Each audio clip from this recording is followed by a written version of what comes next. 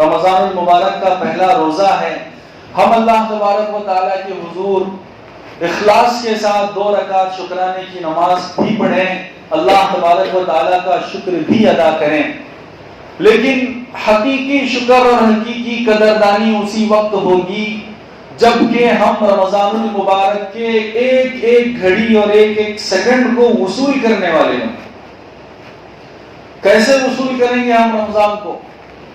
دیکھیے, رمضان کا مہینہ آتا ہے, ہم میں سے اکثر مسلمان الحمدللہ اللہ کے فضل سے عبادتیں کرتے ہیں, عبادتوں میں خوب اضافہ ہوتا ہے.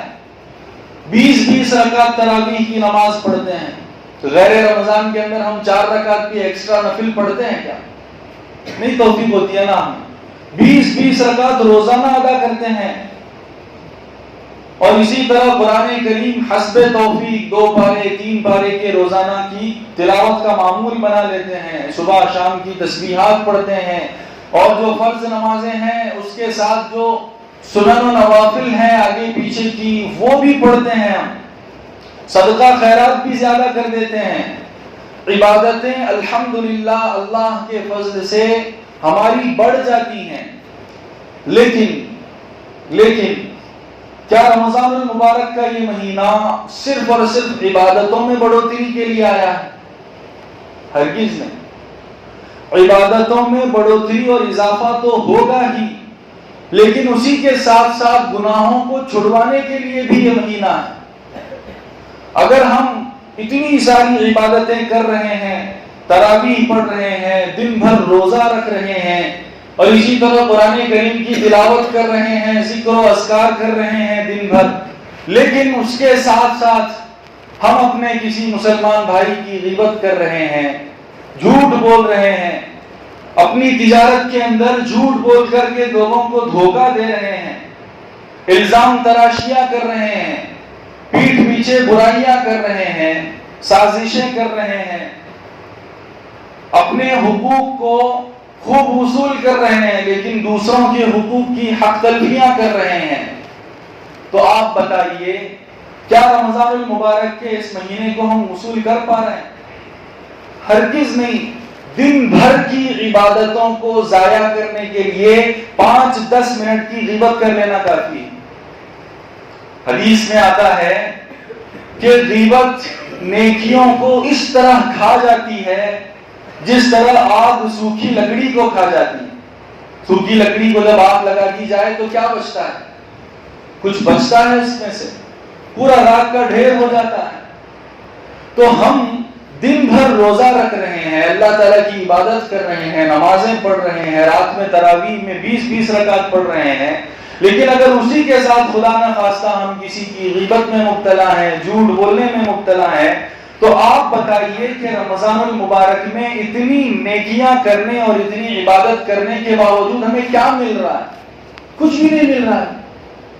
قرآن کریم کی جو آیت میں نے ابھی آپ حضرات کے سامنے پڑھی, جس میں اللہ تبارک و تعالیٰ نے رمضان المبارک کے عطا کرنے اور روزوں کا جو اتنا بڑا تحفہ ہے, وہ روزے عطا کرنے کا مقصد کیا ہے وہ بتلایا ہے. لعلکم تتقون, تاکہ تم تقوی والے بنو. اب آپ ہی بتائیے کہ ہماری تقریباً زندگیاں گزر گئیں, رمضان آتے گئے گزرتے گئے, لیکن کیا ہمیں تقوی حاصل ہوا ہے؟ ہر ایک اپنے گریبان کے اندر جھانک کر کے اس کا جائزہ لے.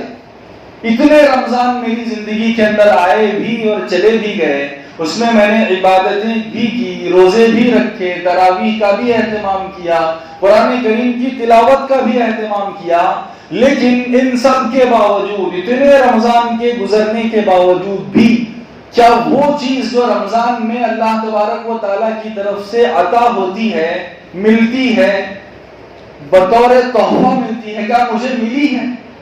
ہر ایک اپنے گریبان میں جھانک کر دیکھیں. اگر ہمیں تقوی ملا ہوا ہوتا, اگر ہمیں تقوی ملا ہوا ہوتا تو ہم کیا پڑوسی کے ساتھ برا سلوک کر سکتے تھے؟ ہماری زبان پر جھوٹ آ سکتا تھا؟ کیا ہم اپنے کسی مسلمان بھائی کی غیبت کر سکتے تھے؟ کیا تقوی کے ساتھ یہ ساری چیزیں کسی مسلمان کے ساتھ ہو سکتی ہیں؟ بتائیے بھیا, ہو سکتی ہیں؟ ہرگز نہیں.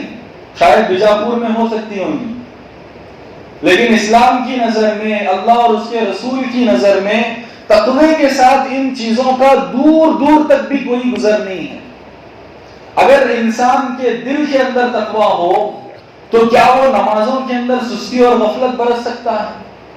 کیا اپنی تجارت کے اندر جھوٹ بول سکتا ہے، دھوکہ دے سکتا ہے لوگوں کو؟ اگر تقوی ہو تو یہ چیزیں نہیں ہو سکتی. تو پھر کیا مطلب ہے قرآن کریم کا؟ قرآن کریم تو کہہ رہا ہے کہ روزے اس لیے عطا کیے گئے تاکہ تم متقی بن جاؤ، تقوی والے بن جاؤ. تو زندگی بھر تو ہم روزہ رکھتے آ رہے ہیں نا، تو کیوں نہیں تقوی حاصل ہوا؟ کیا نعوذ باللہ قرآن کریم جھوٹ کہہ رہا ہے؟ ہرگز نہیں.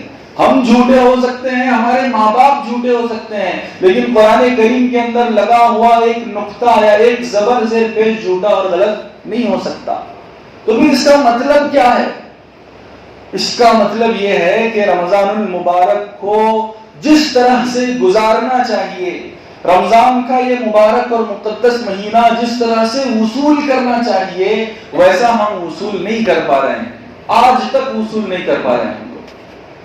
اگر ہم اسی طرح گزارتے جس طرح سے رمضان کو گزارنا چاہیے، تو صرف رمضان نہیں بلکہ رمضان کے گزرنے کے بعد جو 11 مہینے ہوتے ہیں پورے سال بھر کے، ان 11 مہینوں میں بھی ہماری زندگی ویسی ہی ہوتی جیسے کہ رمضان المبارک میں گزری ہے.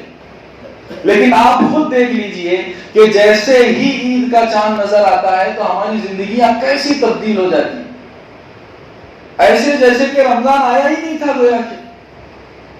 ایسی زندگیاں ہماری بدل جاتی ہیں بالکل بھی. وہ اس وجہ سے ہوتا ہے کہ ہماری نیتیں ہی ایسی ہوتی ہیں. معاف کیجئے گا، میں خود اپنے آپ کو پکڑ کر کے یہ بات کہہ رہا ہوں، ہماری نیتیں ہی یہ ہوتی ہیں کہ اگر ہم گناہوں سے بچتے بھی ہیں رمضان کے مہینے میں، تو دل کے کسی نہ کسی کونے میں یہ نیت ہوتی ہے کہ بس رمضان کا مہینہ ہی تو ہے، پھر اس کے بعد میں کرنا ہی ہے. رمضان کا مہینہ آتا ہے، گھروں میں جو ٹی ویاں رکھی ہوتی ہیں اس کے اوپر پردہ ڈال دیتے ہیں. جس وقت پردہ ڈال رہے ہوتے ہیں، کیبل نکال رہے ہوتے ہیں، کیا نیت ہوتی ہے؟ ایک مہینہ ہی تو ہے بس. ایک مہینے کے بعد میں پھر سے کیبل ڈال دیں گے، پھر سے پردہ اٹھا دیں گے، پھر سے وہی حرام کاری، وہی عریانیت اور فحاشیت، وہی نامحرموں کو دیکھنے کا حرام اور گناہ کبیرہ والا کام پھر سے چلے گا 11 مہینے تک. پھر اگلا رمضان آئے تو پھر ڈال دیں گے پردہ. تو اب آپ ہی بتائیے، جب ہماری ہی نیتیں ایسی ہیں تو کیا ہوگا پھر ہمارے ساتھ؟ جیسی نیت بندے کی ہوتی ہے ویسا فیصلہ اللہ تبارک و تعالیٰ کی طرف سے آتا ہے. تو ہمارا ہر رمضان ایسا گزر رہا ہے، اسی وجہ سے ہماری زندگی کے اندر رمضانوں کے آنے اور جانے سے کوئی بھی فرق نہیں پڑ رہا ہے. صرف رمضان کے مہینے کے اندر ان 30 دنوں کے اندر عبادتیں کر لینا، روزہ رکھ لینا، تراویح کا پڑھ لینا کوئی بڑی بات نہیں ہے، کوئی بڑی بات نہیں ہے. بھئی رمضان کا مہینہ ہے، یہ ماحول ہے اس کے اندر، اور ماحول کے اندر تو ہر کوئی آدمی کر لیتا. شرابی بھی شراب چھوڑ دیتا ہے رمضان کے مہینے میں، ایک ماحول بنا ہوا ہے. لیکن ہم کب تک اس طرح سے سرسری طور پر رمضان کو گزاریں گے اور رمضان کی ناقدری کرتے رہیں گے؟ بتائیں، ہم کب تک رمضان کو اسی طرح گزارتے رہیں گے؟ ہماری زندگی کے اندر تھوڑی بہت تو تبدیلی آنی چاہیے کہ نہیں رمضان کی وجہ سے. جب خود اللہ تبارک و تعالیٰ قرآن کریم میں کہہ رہے ہیں کہ رمضان عطا ہی اس لیے ہوا ہے تاکہ تمہیں تقوی نصیب ہو، تو تقوی کا ذرا نہ ذرا حصہ تو ہمارے دل میں آنا چاہیے. کیا تقوی کا نام یہ ہے کہ میں جو ہے داڑھی چھوڑ لوں، ٹوپی پہن لوں اور جبہ اور پاجامہ پہن لوں؟ کیا یہ بس تقوی کا نام؟ کیا تقوی کا نام یہ ہے کہ 2-4 جو ہے نمازیں میں پڑھ لوں، بلکہ 5 نمازوں کی پابندی کر لوں؟ بھئی نمازوں کی پابندی، یہ جو 5 نمازیں ہیں یہ اسلام کا ایک حصہ ہے، ایک پلر ہے، ایک ستون ہے، بس پورا کا پورا اسلام نہیں ہے. پورا کا پورا جو اسلام ہے وہ ہماری پوری زندگی سے تعلق رکھتا ہے. تقوی جو ہے وہ ہمارے دل سے تعلق رکھتا ہے، یہ ظاہری اعضاء سے، بدن سے اس کا کوئی تعلق نہیں ہے. اگر کوئی انسان جو ہے بڑی داڑھی چھوڑا ہوا ہے، ٹوپی کے ساتھ عمامہ بھی پہنا ہوا ہے اور عربی جبہ پہنا ہوا ہے، تو ہم یہ نہیں کہہ سکتے اس کو دیکھ کر کے کہ یہ انسان متقی ہے. بھائی اس کا ظاہری حلیہ بتا رہا ہے، لیکن دل کے اندر کیا ہے وہ اللہ کو معلوم ہے. کیونکہ تقوی کا تعلق تو دل سے ہے نا، ظاہری اعضاء سے نہیں ہے ہرگز بھی. تو ہمارے دل کی جب تک مکمل اصلاح نہیں ہو جاتی اس وقت تک ہم یہ نہیں کہہ سکتے کہ ہم نے رمضان کو حصول کر لیا ہے اور ہمیں تقویٰ مل گیا ہے. اس وقت تک ہم نہیں کہہ سکتے. تو پھر اخیر کی بس پورا خلاصہ یہ ہے کہ رمضان کا مہینہ ہے، پہلا روزہ ہے آج ہی ہم بالکل سنجیدگی کے ساتھ ایک ڈائری اور قلم لے کر کے کونے میں بیٹھ جائیں اور لکھیں ہم کہ میری زندگی کے اندر کیا کیا گناہ ہے. اس کو میرے سے بہتر کوئی دوسرا تو نہیں جان سکتا. بالکل بے رحمی کے ساتھ اپنا جائزہ لیں. میں کیا کیا کرتا ہوں؟ نمازوں میں سستی کرتا ہوں، روزے چھوڑ دیتا ہوں، نمازیں چھوڑ دیتا ہوں، والدین کی نافرمانی کرتا ہوں، تجارت میں جھوٹ بولتا ہوں، لوگوں کو دھوکہ دیتا ہوں، پڑوسی کو تکلیف دیتا ہوں. جو کچھ بھی اپنے اندر ہے بالکل بے رحمی کے ساتھ جائزہ لے کر کے ہم نوٹ کر لیں اور آج ہی کے دن ہم یہ طے کر کے اٹھیں کہ رمضان المبارک جب ختم ہوگا، عید کا چاند نظر آئے گا، اس سے پہلے یہ تمام برائیاں، یہ تمام گناہ میں اپنے اندر سے نکال کر کے پھینک دوں گا. تو کریں گے انشاءاللہ. اللہ تبارک و تعالی عمل کی توفیق عطا فرمائے.